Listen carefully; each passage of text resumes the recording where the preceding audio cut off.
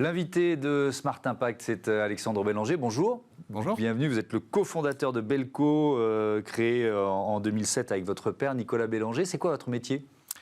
Notre métier, c'est le sourcing, l'importation et la distribution de café et de cacao. D'accord. Avec une petite particularité, c'est qu'on fait du café et du cacao de spécialité. Donc, on est sur des produits qui sont traçables et durables. Ouais. Et puis, on va rentrer dans le détail et dans la nouveauté qui est le transport par bateau à voile. Ça, c'est un, on va dire, un cran supplémentaire dans l'engagement de l'entreprise. Qui sont vos clients ? On les trouve où, les produits Belco ? Alors, nos clients sont des artisans. Ouais. C'est une autre particularité de l'entreprise. Depuis la création, on a décidé de bosser exclusivement avec des artisans. Ouais.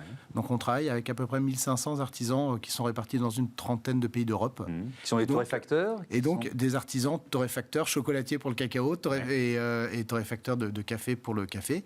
Et on peut les retrouver localement, en fait, un petit peu. Ils sont disséminés un petit peu partout en France. Dans les centres-villes ou en périphérie maintenant. C'est un marché qui progresse. Comment il se porte le marché peut-être du café ? Parce que moi j'ai en tête, en vous posant la question, la concurrence entre des machines à dosette et les machines avec des grains. Comment se porte le marché sur lequel vous travaillez ?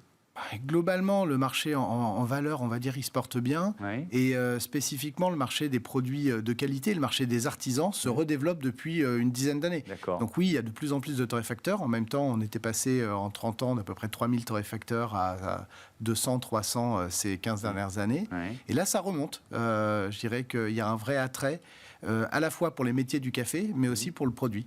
Ouais. Vous avez fait évoluer votre modèle depuis la date de création 2007, notamment autour de ces enjeux de durabilité. À partir de quand et pourquoi ? Alors, oui, on a fait évoluer radicalement notre modèle à partir de 2014. Et pourquoi ? C'est né d'une prise de conscience. En 2007, on crée la boîte, on travaille exclusivement avec des artisans. Et assez rapidement, je me rends compte ça manque de transparence, on n'arrive pas à améliorer la qualité, on n'a pas de traçabilité. Et donc, je ne voyais pas du tout d'avenir pour cette filière qui regroupait les paysans d'un côté et les artisans. Ouais.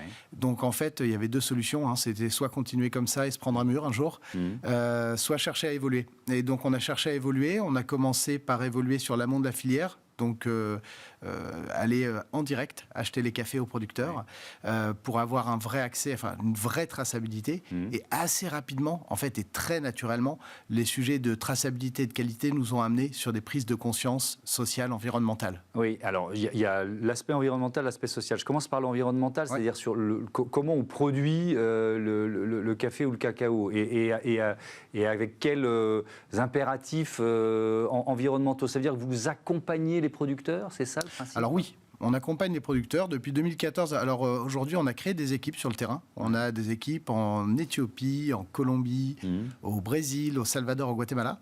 Et ces équipes, il y a des ingénieurs agronomes, tout simplement, des ingénieurs techniques, des spécialistes de la qualité qui accompagnent les producteurs pour les faire évoluer dans leur agriculture.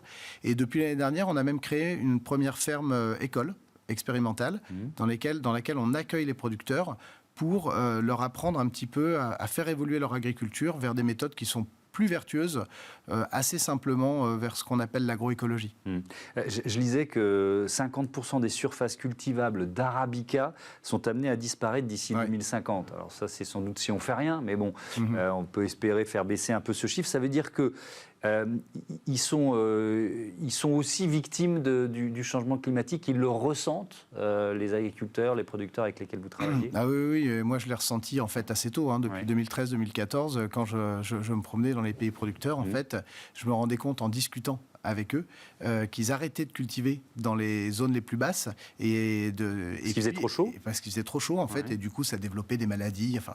La qualité baissait aussi, parce que le temps de maturation était plus faible. Donc, on avait des cafés qui étaient moins aromatiques, donc moins rémunérés sur le marché. Et ils commençaient à produire sur des zones qui étaient plus en altitude, sur lesquelles ils n'avaient jamais réussi à produire du café. Donc ça, c'est finalement, ça c'était déjà il y a une grosse dizaine d'années. Et aujourd'hui, oui, clairement, ils sont touchés, 50%, peut-être même que ça sera plus, si on ne fait rien. Mais aujourd'hui, la qualité de l'agriculture dans le café, dans le cacao, c'est une catastrophe. Et alors, l'aspect sociétal ou social, c'est la rémunération. Donc là aussi, quels engagements, quelles actions vous menez en la matière ? matière? Au niveau de la rémunération, le truc est assez simple en fait, c'est d'améliorer la qualité. Donc c'est sortir d'une démarche de matière première et rentrer dans une démarche de produits agricoles dans laquelle on peut développer une qualité qui est liée à un savoir-faire et qui peut être rémunérée durablement. D'accord, donc s'ils font du café de bonne qualité, il sera vendu plus cher, quoi. C'est ce que je comprends. Exactement. Bonne qualité organoleptique, c'est-à-dire qu'on ait quelque chose de délicieux. Ouais. Et maintenant, on essaie de rentrer dans la valorisation de la qualité aussi agricole, à savoir que si finalement on rentre dans une démarche qui permet de sortir d'une agriculture qui détruit et qui est extractive vers une agriculture qui permet de régénérer les systèmes, le consommateur puisse donner plus de valeur à ce produit. Est-ce qu'il y a des difficultés de recrutement aussi? Parce que alors on est où? On est en Amérique du Sud, on est en Afrique, j'imagine. Est-ce que c'est un métier vieillissant? Métier de producteur? Il y a beaucoup de métiers quand même dans le café. Et alors, le métier de producteur, oui, c'est un métier vieillissant. Et on cherche à renouveler les générations. Mais pour ça, il faut rentrer dans une démarche de produits agricoles, comme je disais. Si on n'arrive pas à rentrer, si on n'arrive pas à rendre fier le producteur de ce qu'il fait, et si on ne le fait pas rentrer dans une démarche de produits agricoles de qualité, et qu'on n'arrive pas à développer en lui cet amour, cette passion pour le produit, alors il va continuer à faire du café comme il pourrait faire du coton ou autre. Et ce sont des métiers très difficiles. Si on ne trouve pas de sens, si on n'est pas fier, on arrête. Il y a une nouveauté cet automne, c'est qu'une partie de vos cargaisons sont transportées en bateau à voile.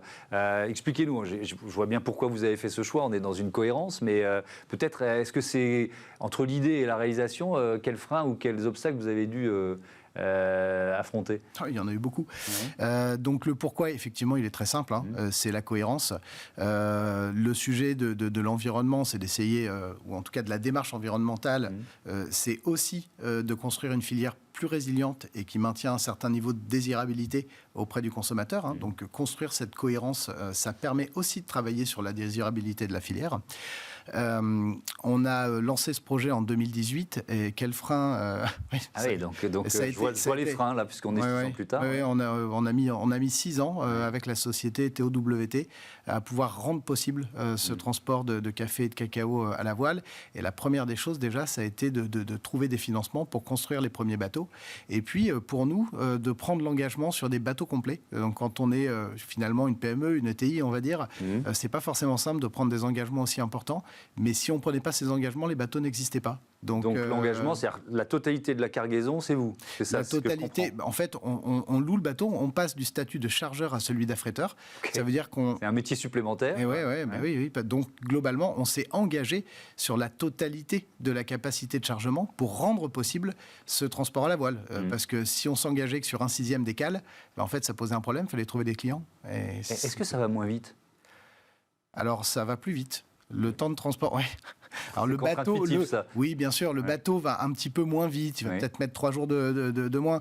Mais le truc, c'est qu'on réserve la totalité du bateau qui nous est dédié, qui va sur des quais de chargement qui sont dédiés au transport à la voile et qui ne sont pas congestionnés. Et donc finalement, le bateau accède facilement aux quais de chargement dans les pays producteurs, charge, part à destination du Havre directement. Donc le temps que vous perdez pendant le transport, vous le gagnez. Mais on a un temps de transport qui est divisé par 2. On n'utilise plus des porte-containers avec une capacité de 22 000 ou 23 000 boîtes, comme on dit, qui nécessitent d'aller dans plusieurs ports pour charger, dans plusieurs ports pour décharger. Les premières livraisons, c'est pour quand? La première livraison, c'est pendant 10 jours. Ok, donc fin octobre. Il arrive d'où le café? Le café arrive de Colombie. Ok, et il y en a d'autres qui sont prévus, ça y est, bien vous allez prendre charge? Bien sûr, dans un mois, on a le Brésil qui va partir. Et à partir de l'année prochaine, on va ouvrir l'Amérique centrale. Donc il y a plein d'autres bateaux qui sont prévus. Et on est très excités à l'idée d'ajouter une nouvelle pierre à la démarche environnementale de la filière café. Merci beaucoup Alexandre Bélanger, et donc bon vent, on peut le dire, à votre cargaison de café Belco. On passe à notre débat, comment adapter nos villes et nos côtes aux épisodes climatiques extrêmes.